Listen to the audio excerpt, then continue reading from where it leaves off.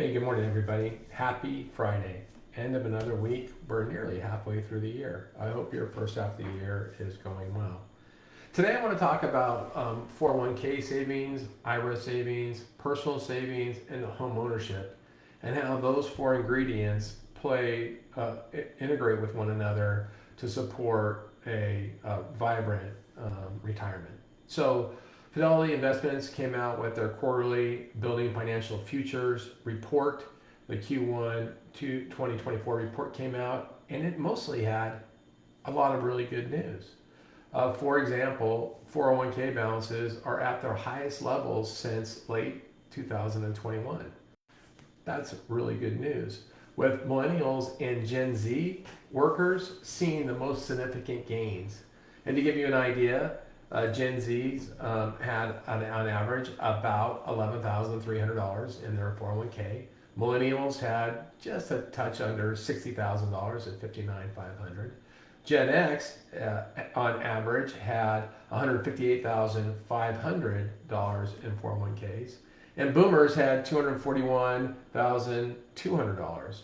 So significant improvements, and the rest of the data is going to be very positive in a trend way. But what I want you to focus on as I go through the data is if you're a Boomer, is $241,000 enough money to retire on? And I would argue probably not. You certainly can't maintain your cost of living with $241,000 in a 401k. So we'll talk about the other ingredients and see how people are set up, and then see how we as real estate and mortgage professionals play a role in helping people achieve a confident and comfortable retirement. So first I want to speak to the word vibe-session.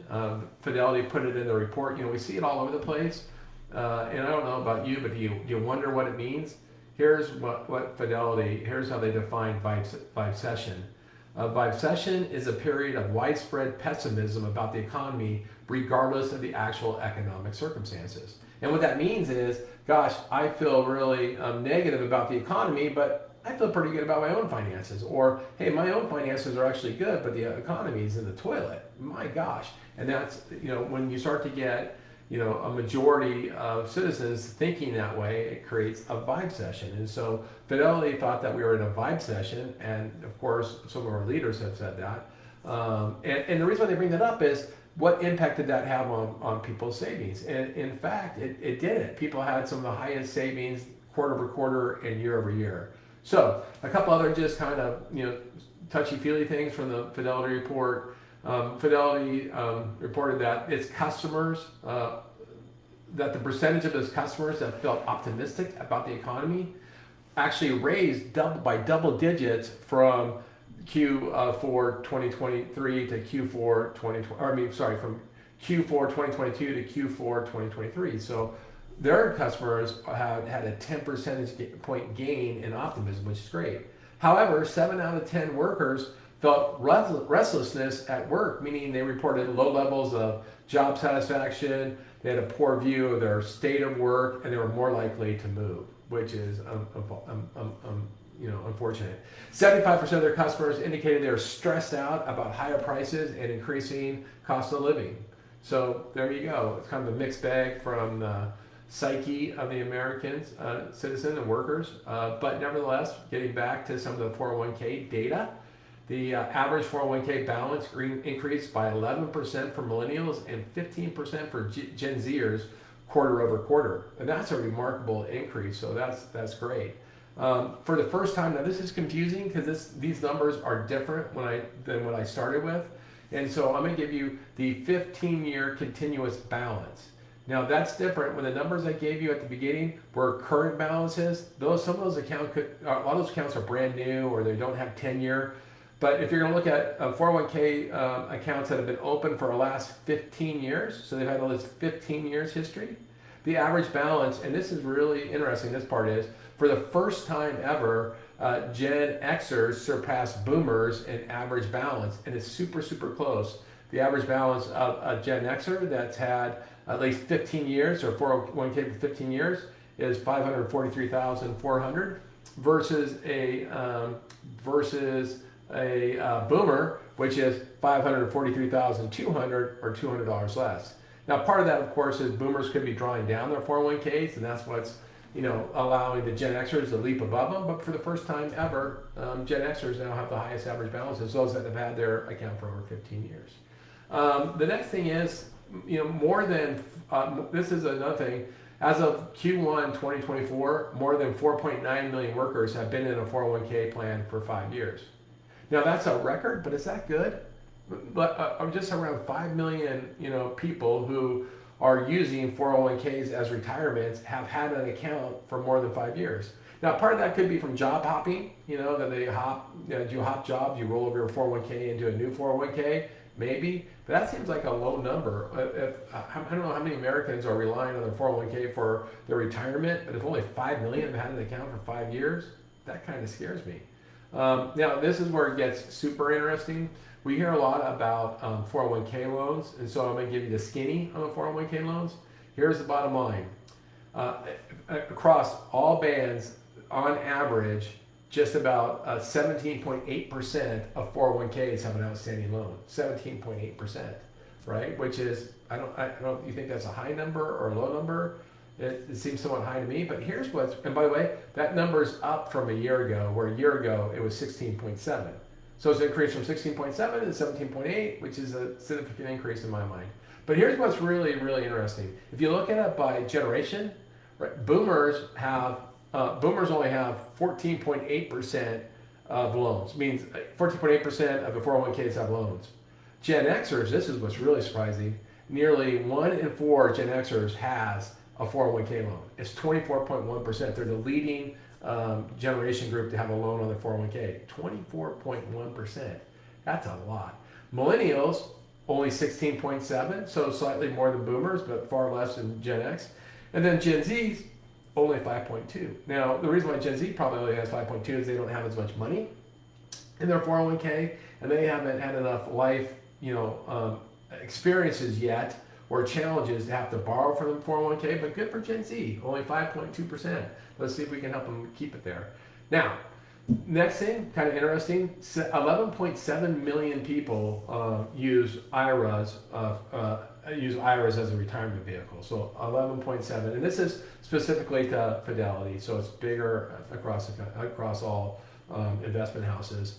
But the interesting thing we can go is that the number of people with IRA accounts has grown by 17%, and the amount of money in IRA accounts have grown by 31.4% year over year. So 11% more people are using IRAs, and 17% more people are using IRAs, and IRAs now have 31% more assets in it than they did a year ago. So those are all really, really, really good signs. And then one last thing, just for trending good signs.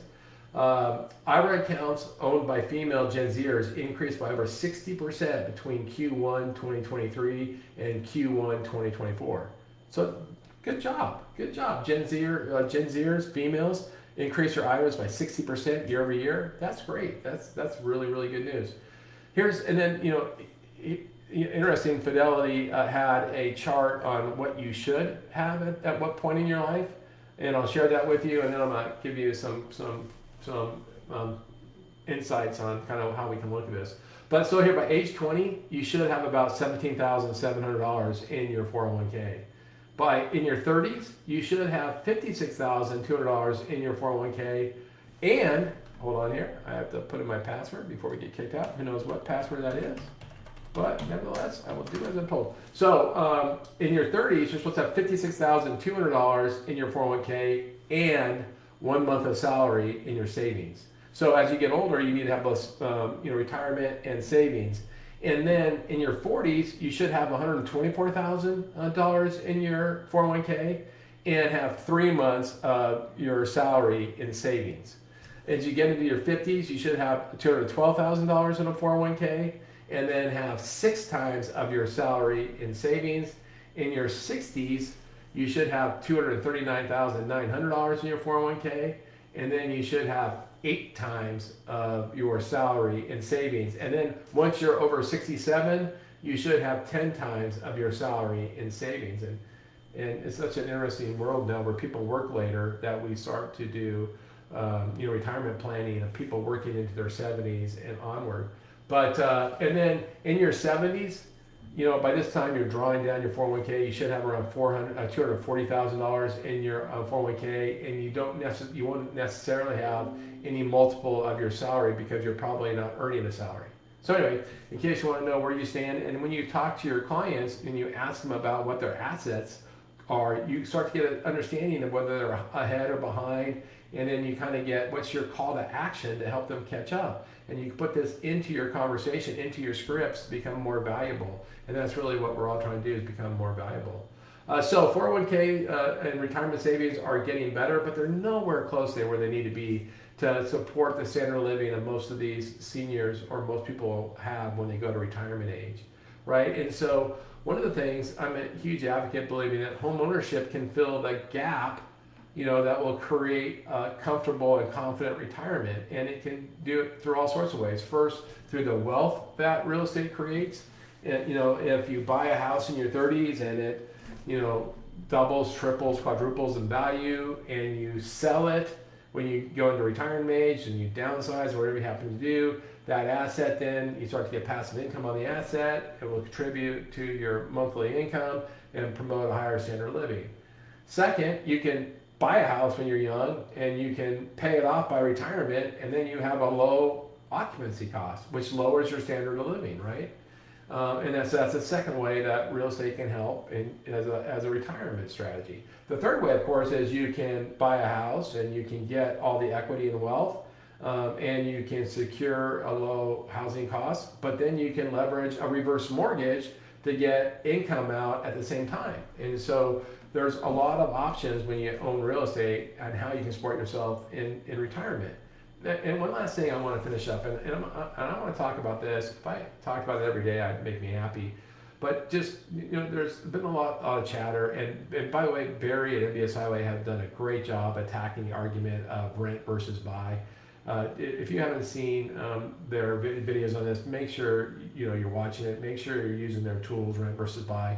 But I want to talk about the wealth gap just to finish up with between homeowners and renters.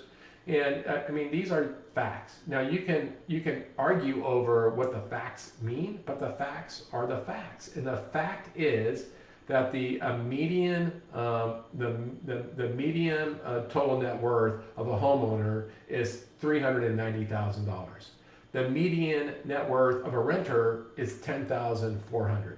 That's a fact. Now you can argue what the reasons behind it. You can argue rich people buy houses, poor people rent, whatever your argument is. But the fact is that homeowners are 41 times wealthier than renters. And we get to be in the business of helping people buy homes and helping people create wealth through real estate.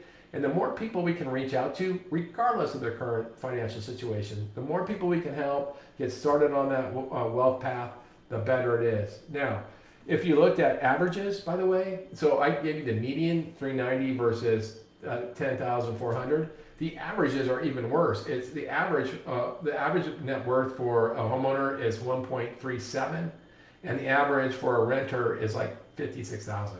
Really, really low, right? And now the averages, we don't usually use median because average includes, gazillionaires, the Bill Gates of the world, that skews the average. The median is a much better thing to use, but pay attention to median, right? The other thing is, and I don't know if people pay attention to this, but the median housing cost for a homeowner is 16%. The median housing cost for a renter is 29%.